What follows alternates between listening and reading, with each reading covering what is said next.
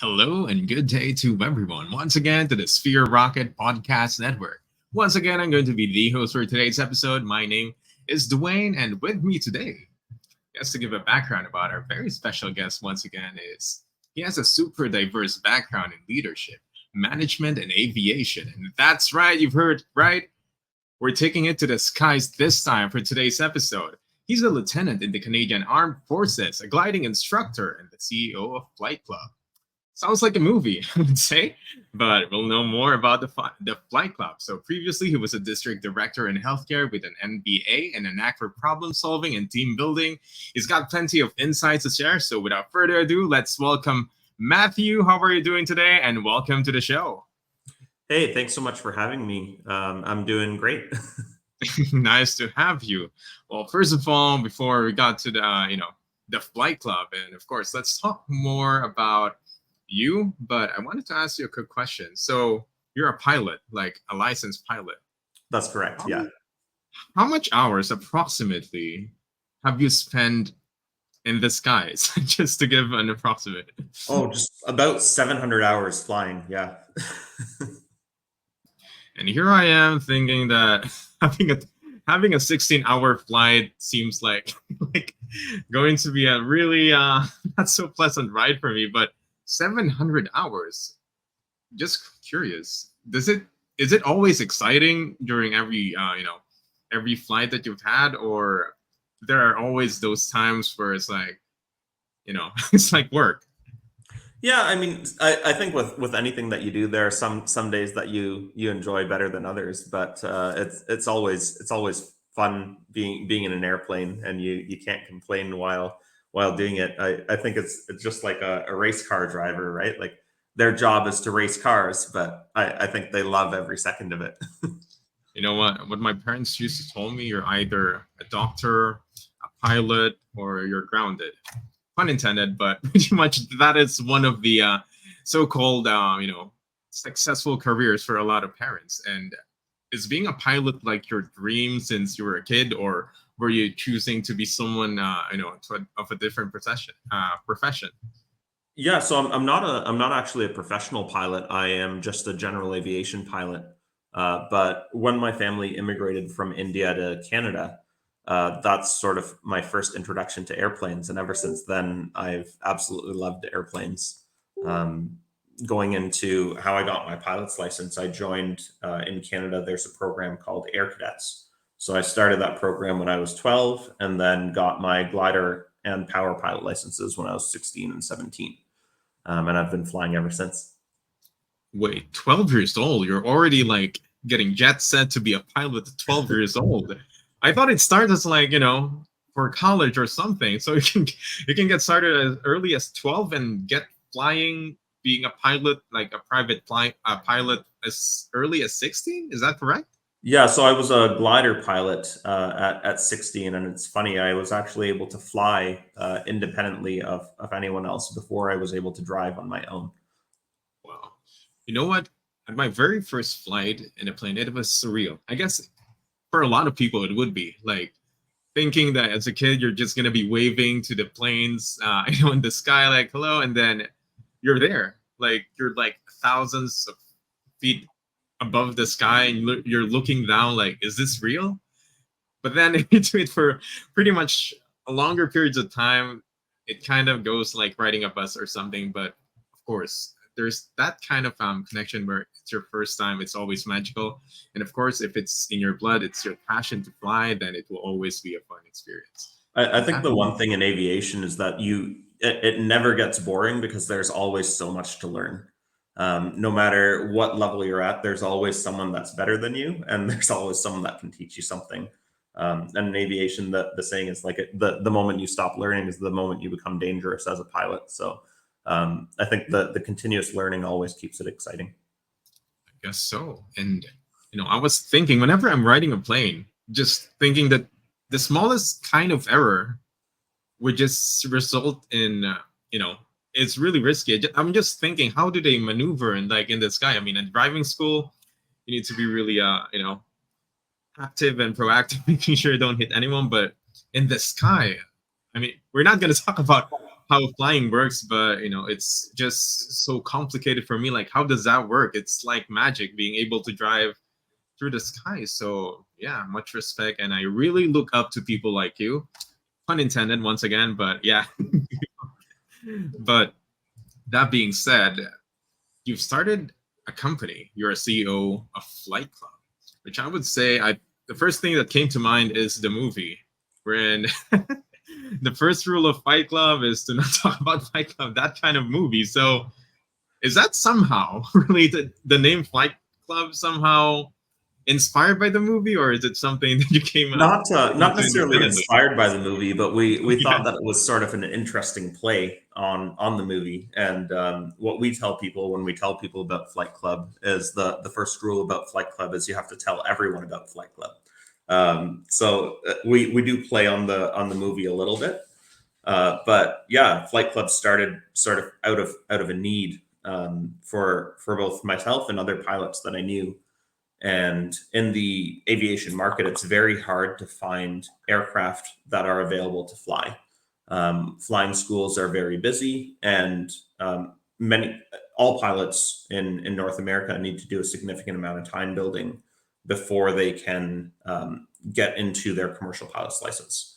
So with the licensing steps, you finish your private pilot license, and then you need to build 200 to 250 hours of just flying time and experience before you can go into a commercial job. I mean, it's really genius. Other than the name, I've read about the company and the services you provide. What I've observed, it's quite niche. I don't know how many people are requiring, a plane to, to drive personally or privately, unless you're also providing some planes that can be used commercially, or it's just for private use. So currently, we're just for private use. That is something that we intend to expand into on the commercial side of the business eventually. But there's a significant amount of pilots that need to build hours every year. Just to put it in perspective, we've been building Flight Club for about 3 years, and already we've got about 10,000 individual pilots that are using us, and that's primarily in Canada only.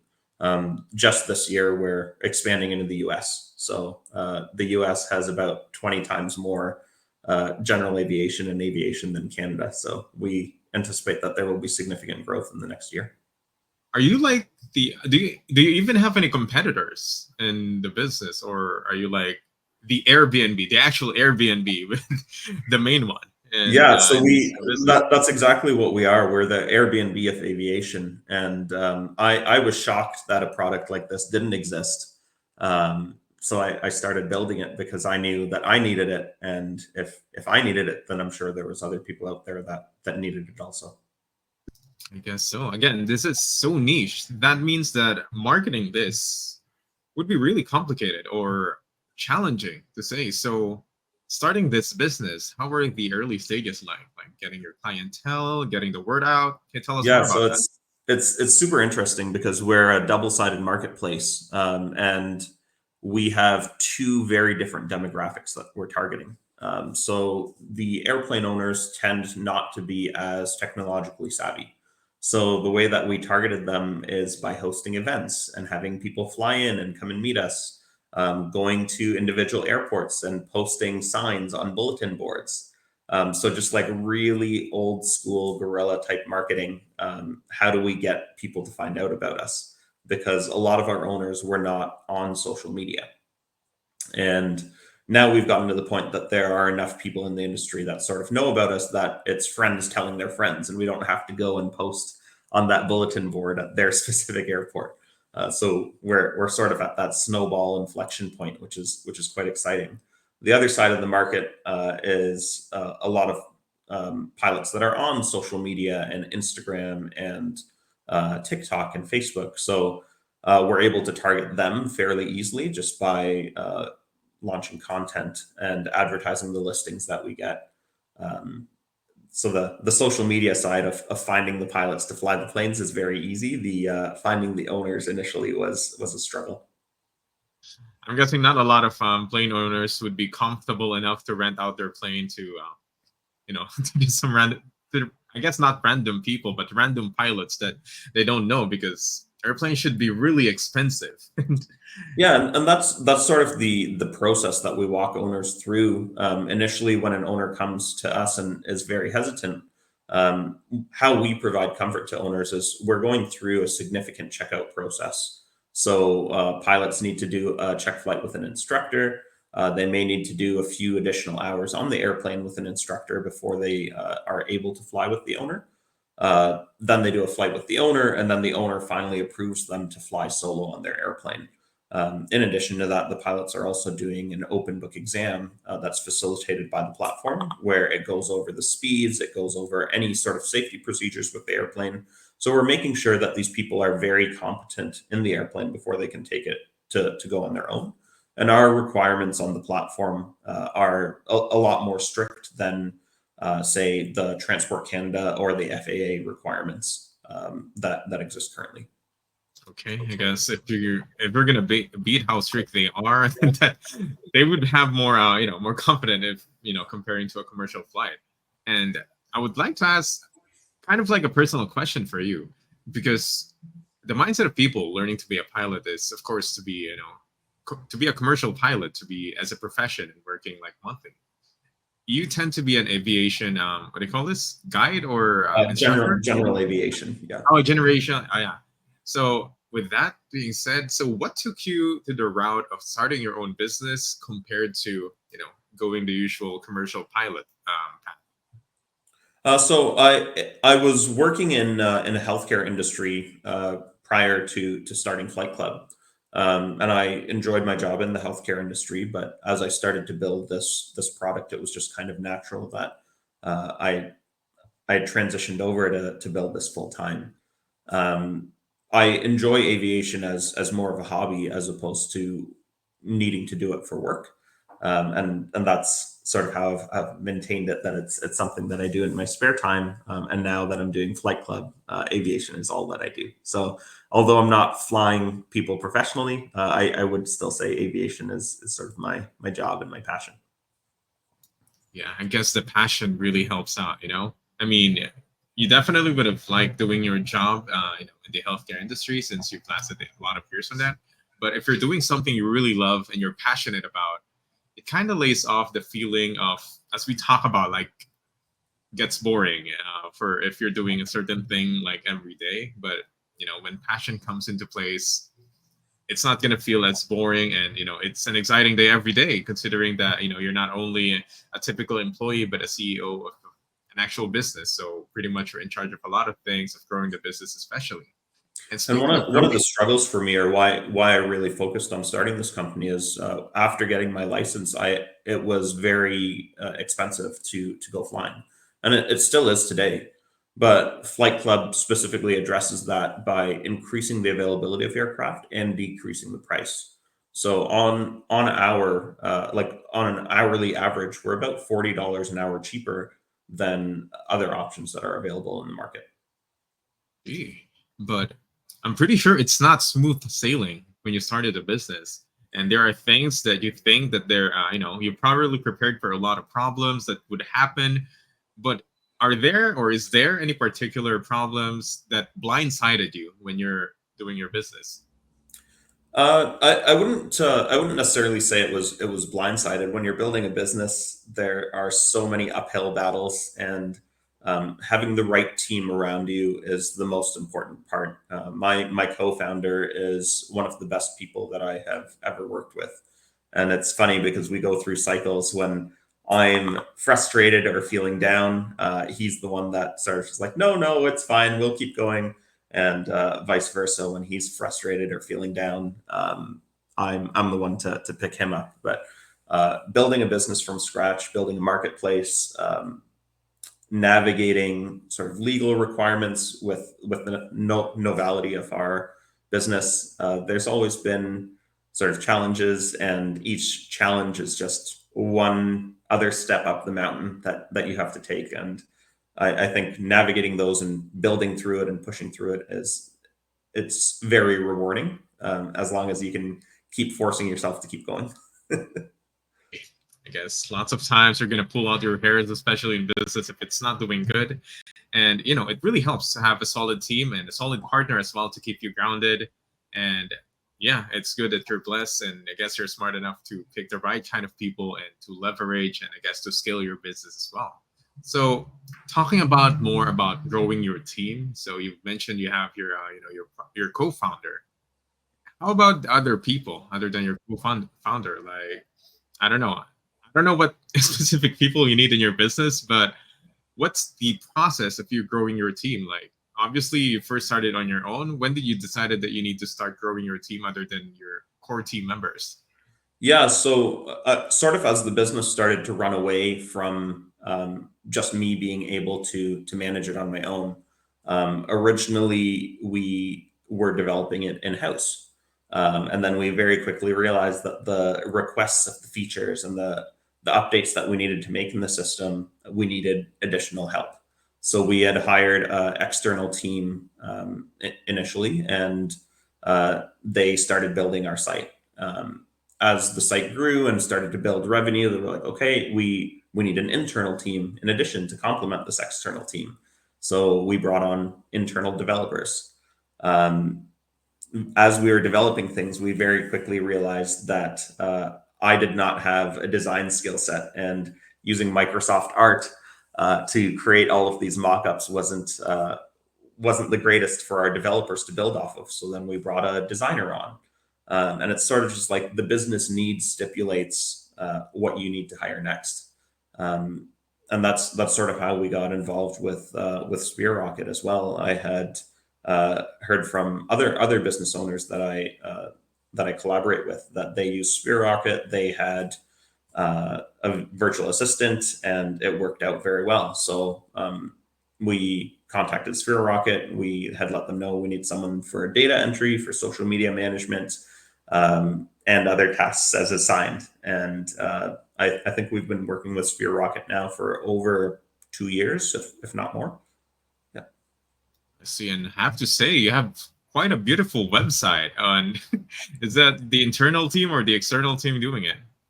So our designer's internal, and then we've got internal and external developers that bring the designs to life. See, well done and well designed. And I guess to cater to such premium clients, I guess pilots are really special. So you need to make sure that your website and everything should be as presentable as you can. And I would also like to ask, in you reaching out to Sphere Rocket, but before that, you have the thought before reaching Sphere Rocket is to getting a virtual assistant. So, what made you think that getting a virtual assistant is a great idea? Because there's a lot of doubts and skeptics about working with someone thousands of miles away online. So, what made you get that decision? I think for me, it doesn't really matter where people work from. I think if you communicate well, you set expectations clearly, then it's very easy to work with people. And as long as you're communicating and setting the expectations, and the people understand those expectations as well as have opportunities to ask questions, then people can be performance managed if needed, or shown what they're doing incorrectly. And I think the biggest part for me is I know how to build systems to show people what the outcome is that we want. And then once you've trained people, you give them the freedom to build and perform. I guess it falls really heavily on the leadership of things. You could have the best people around you, but if your leadership doesn't have any direction, any those sort of stuff, then it's going to fall off. On the other hand, if you do have good leadership, you will be able to turn even not the best kind of people to be the best version of themselves in terms of work. And I would like to also ask, so in regards to getting a virtual assistant, have you considered before like getting a virtual assistant from yourself, like outside Sphere Rocket? And yeah, that question first. Uh, like I did look into it generally, but I also didn't know where to start, where to post things.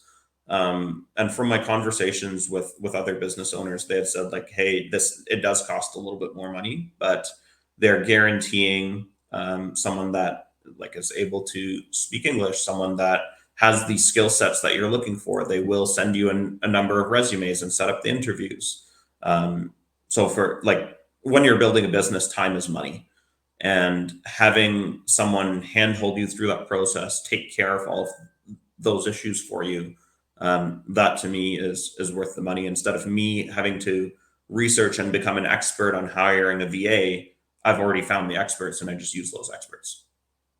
I mean, that's the main purpose. You wanted to spend most of your time and doing what you do best, which is growing your business. And it's good to be cherry picking basically the people without having the trouble of background checks and all, because I guess a lot of trust should be involved in it, and having someone or an entity to help you out with that definitely saves a lot of time.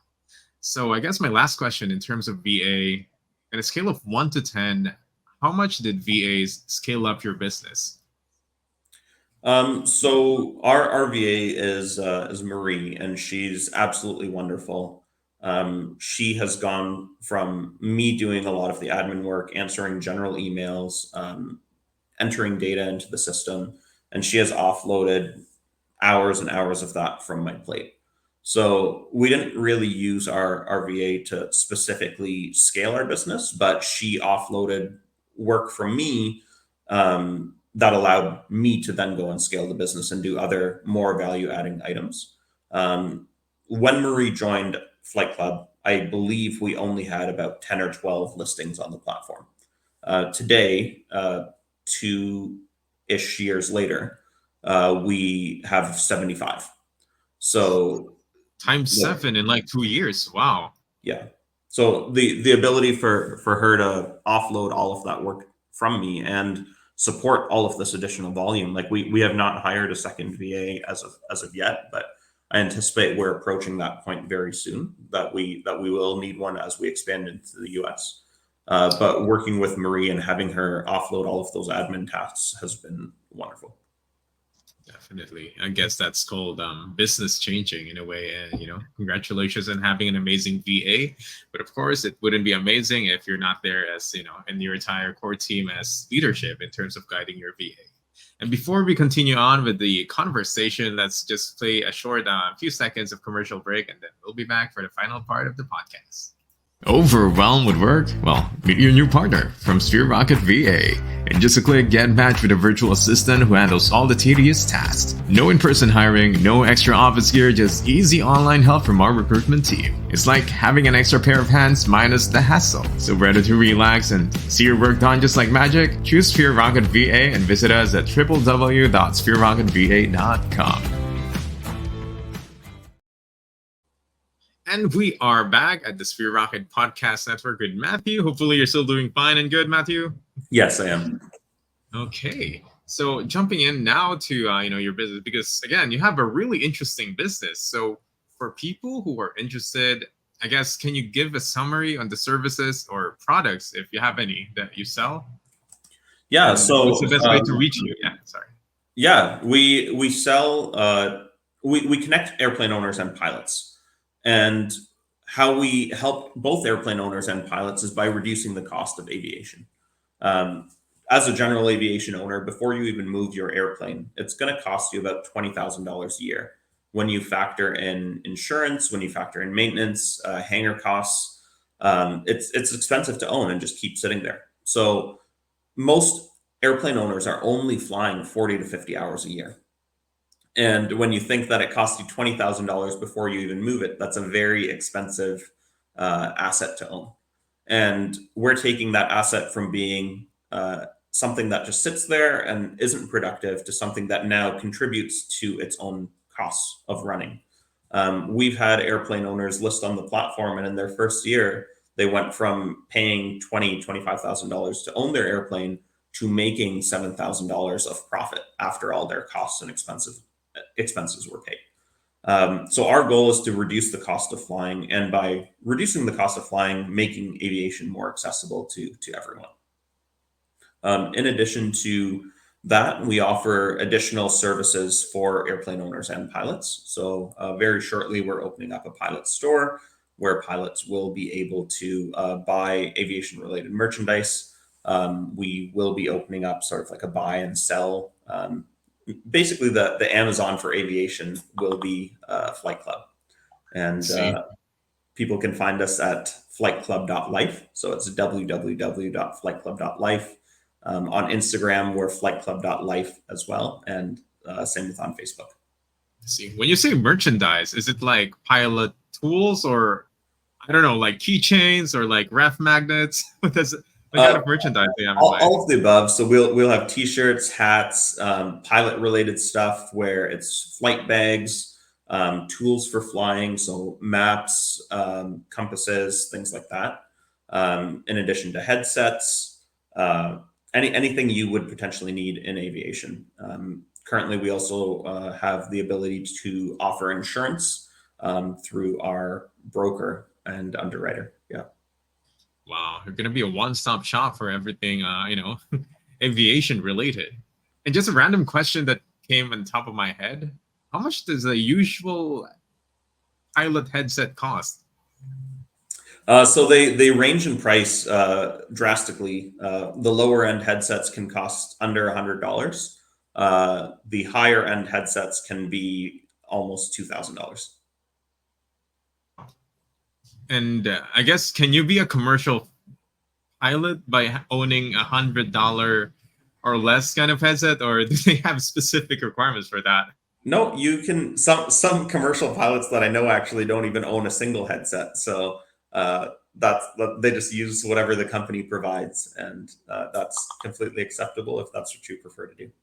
Oh, okay, I just asked that because I was looking into headsets, and then I saw an ad about, they advertise it as like a pilot headset. That's why it's like $500. And like, okay, I thought my 200 gaming headset is like expensive already. Then I guess pilot headset should be more expensive. That's why it kind of came to my mind. But that aside, thanks for quenching my thirst for that answer. And pretty much to reach out to you, I guess the best into your website and your Instagram, or are you also reachable via telephone or yeah? Yeah, we are reachable by telephone. Our phone number's on the website, but email, Instagram, or using the contact us form on our website is the best way to reach us, because one of our team members will get back to you quicker than if you just reach out to me directly. Okay. And I guess that is the last. Oh wait, not the last question, but my final question actually is: how many years have you been in the business right now? Yeah, so Flight Club has existed since about 2020. We started thinking about the idea and slowly building it in 2019, but actually available to the public since late 2020. Okay. So that being said, you've been, this is not your first profession, obviously. Yeah. And, finally find your love in terms of aviation and getting involved with aviation in general, having a business built onto it. So what do you think is your drive beyond, money that keeps you going and growing your business? I think it's just interacting with our customers and seeing how much our customers love our product. That is super, super rewarding. And I think that's the best part about building a business. The money aspect of it is sort of secondary, as opposed to building something that makes people's lives easier and building something that people actually want to use and enjoy using. It's really genius. I mean, now that we talked about your business, as you mentioned, the cost of like an asset of having an airplane is really costly. And a lot of people would like to fly one, but they needed to own one, and renting one.